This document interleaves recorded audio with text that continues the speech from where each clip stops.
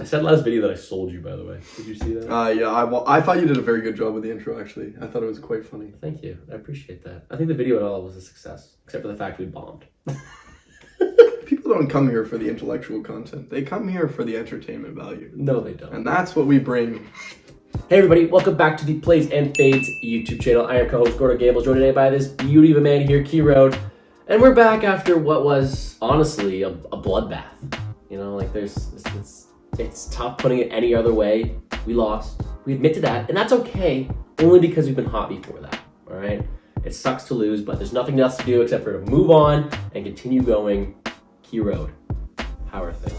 Things have been okay. Again, not a great weekend for us. I spent a significant portion of last week in dead last in the Ironman. Woo! Shout out to me for that. So, could have been better. But we bounced back. We got a card this weekend, a bit of a crazy one.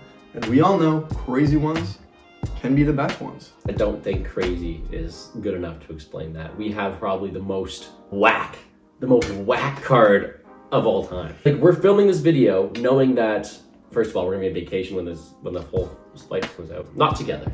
Romantic vacation? No? I'm gonna pass on that one. Okay. We will be on separate, but both on vacation the next week. And we don't even know what some of these salaries are. We have Alexander Romanov, who is now, what, a minus 1,400 favorite at the time we're recording this? What is he gonna be at, what, 10,000 salary?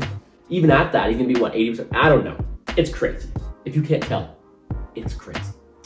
That being said, though, as you mentioned, holiday, vacation, both of us. Next weekend, no video, unfortunately. We'll take the time off. Maybe we'll hop on, do a live stream, assess the plays. It does look like better than this week.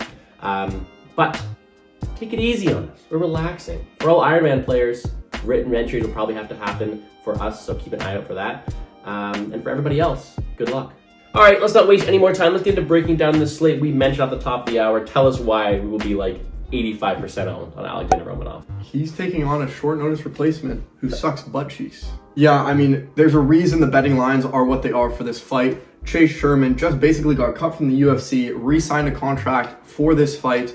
In his last bout, Sherman went out there and got dominated on the ground by somebody who is not elite on the ground. And now he's going up against Romanov, one of the best heavyweight fighters on the mat. As I said, there's a reason the betting lines are so wide. Romanov should be able to absolutely dominate this fight and control time on the ground, getting those strikes in. Should be able to put up a good score on DraftKings. Although it is a big price tag, might be worth it, especially in some of those cash lineups you're making. Yeah, pretty much Chase Sherman got this bout, and the only way he could be convinced to take this fight was the UFC was like, I'm so sorry I have to do this. Here's an extra 4-fight contract because we know that you're going to lose this first one. You need guaranteed fights after this. It's a tough matchup for Sherman. It should be King Kong Romanov all day, and I hope he goes out there and unfortunately be super high owned, but rightfully so. I think he's the best target on this slate. The problem with that, though, is this 9,000 range is so volatile, all right? Dean Barry is fighting a guy who's 0-1 in Mike Jackson. I'm not going to talk about Dean Barry too much. He's also minus 1,200 favorite. Should he be? Who knows? But we all know that he also has the capability to score very, very high. Tyson Pedro, coming off a 2-year layoff, but he's facing Ike Villanueva. This guy's more losses than time in the cage recently. He's an 18-13 record. Villanueva, not very good. Pedro has shown to be decent. He should smash as well. And then look down even further. Cameron Else is fighting against Enrique Lang. Cameron Else, a guy who doesn't come out of the first round at all. Enrique Lang, a guy who puts out volume, a guy who should be able to score very, very well as well. All 4 of these 9,000 fighters have insane ceilings. We already told you we're on Romanov. I am unfortunately going to have a little bit of Dean Barry action just because I think people are going to revolve towards the Tyson Pedros and the Romanovs. I think Dean Barry might be a lit contrarian, but you can knock wrong with any of these 4 plays. And for that reason, you're going to need some underdogs. So let's get right into it. The first underdog of the day, we're going to have to take her in the main event, Amanda Lemos. Tell us a bit more about her. Yeah, I mean, pretty volatile up there with those people out above 9,000, and it's a tough week for dogs too. But Amanda Lemos is somebody that we like down there at the bottom of the price range. Now, she's at $7,300, obviously big underdog going up against Andrade this week, but there's some things that we like about her as an underdog in this spot. We know that she has some gas tank issues, she has some takedown defense issues, but sitting down there, especially in the main event, in a 5-round fight, she definitely has that ability to put up a decent amount of strikes given how much time she's going to have in the cage. Barring some sort of early finish, she definitely has that ability. She also has pretty decent power, which means that there is that small chance that maybe she has a pretty high ceiling as well. So what we really like about her is the fact that she has that higher floor than a lot of the dogs down there because she's in that 5-round main event and has the ability on the feet to land strikes and be competitive with Andrade. Do we think she's going to win? Not necessarily, but we do like her at that price range. For what she is at $7,300, that's a pretty good deal down there, and we'll have her in some of our lineups. For sure, she's got that reach advantage. She's got the ability to keep it at range, and I think she can do decent if she sticks to her game plan. Andrade, though, is no joke. Next up, though, right below her, Montana De La Rosa, 7.2K. Now, you look below them, Else, first rounder bust. Villanueva, unless Pedro fell off a cliff in those 2 years, no. And then Mike Jackson, unless Dean Barry is just an absolute meme. Like that fight's in holes of me. But anyways, you don't want any of those guys in the bottom 3. And Montana De La Rosa is someone who actually I see have a decent path to victory here. Macy Barber, she was the future. She was an upcoming prospect until she got her knee destroyed by Roxanne Modafferi, then fell off a cliff. Was seen shadow boxing Alexa Grasso from 10 feet away. She's a fighter with a lot of problems who hasn't shown it.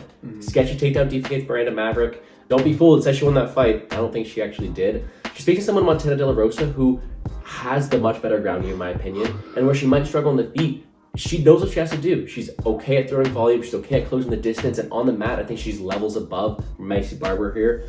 I think that you still have to favor Macy Barber here, but the price tag's too wide. I think Montana De La Rosa definitely has a really good ceiling, and I don't see Barber finishing her, so the floor is there as well.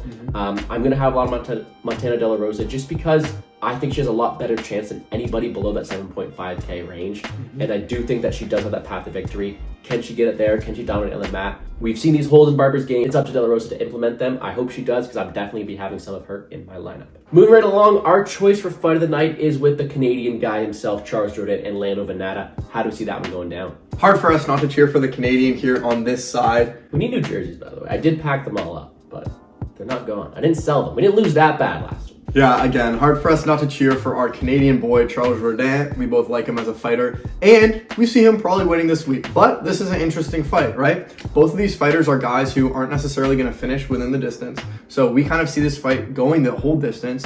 And although Charles Jourdain's striking defense in pass has been a bit questionable, he looked fantastic in that last fight out against Yule.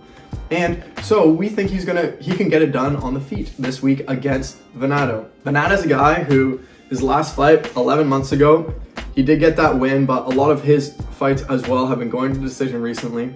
And although we do like Jourdain in this spot, he doesn't have the same ceiling as a lot of those big favorites because we see this fight going to the decision.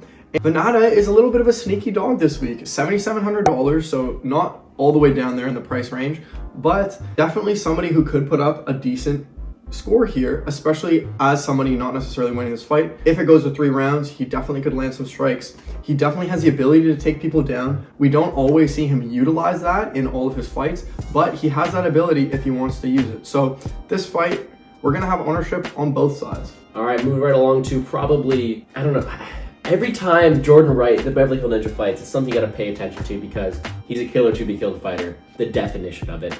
14 fights, none of them ever gone past the 7-minute mark at all. 4 fights in the UFC, he's either scored 100 or 10. Like, he's a killer to be killed fighter to the extreme. And if you would have given me this matchup, let's say like 4 months ago, I would have said Barrio should be minus 500 here because you're not finishing Marc-Andre Barrio. He's a power bar. The way he wins his fight is by breaking his fighters down, and Jordan Wright's a guy who he can break down easily. The problem with that is MAB just got knocked out not long ago, in the first 10 seconds of a fight. And that is the only win equity for Jordan Wright, is to be able to finish him early. So you have to have this fight. It's very, very simple. Jordan Wright's either going to go out there, finish Marc-Andre Barrio, pop that chin once again, a chin we thought was uncrackable, or Marc-Andre Barrio's back to his old ways, being able to wear him down over the stretch and finish him late. Jordan Wright, horrible at energy conservation. Like, he goes out there, gives it his all. He doesn't go past the 7-minute mark. Meanwhile, Marc-Andre Barrio thrives at the end. He's called the power bar. So this is a fight you need to have both sides. I see it finishing one way or the other. Jordan Wright is a decent underdog if you think that chin at MAB is done, but MAB should be able to wear him down over the stretch. He's a decent favorite as well. All right, that's going to do it for us here on the Plays and Fades YouTube channel. Let's round it out with a couple more. Huelas versus Guida. Guida's a wrestler. If he wants to go to the ground, it might be dangerous because Puelles has a very, very good ground game. I think Puelles' ceiling is very high, but other than that, don't really want to target it because I think his only win equity is that submission. Clay Guida has been subbed 10 times, but if you tell me who the better fighter is, I will say it's Clay Guida. And then Pacquiao versus Lins. Pacquiao has this chin deficiency. His first 3 fights in the UFC, he got knocked out in the first round, like all 3 of them. But then he goes out there against Clay Roundtree, so it looks better. I don't know. I think he's the more talented fighter here, but you never know with his chin, especially guys who knocked out 3 times in the first round. Skill-wise, I think Pacquiao's better, but Lins is definitely live. And that's going to do it for us here on the Plays and Fades YouTube channel. As we mentioned, the last video for a week and a bit. We'll take it next week off, and I think we deserve that. We started off 2022 very, very strong, and despite a kind of a weak showing last week, it was a tough one. We're ready to keep killing the rest of the year. Appreciate you guys for tuning in. Make sure you subscribe to the channel and hit the like button down below. And with that, let's make some money, guys. Ding.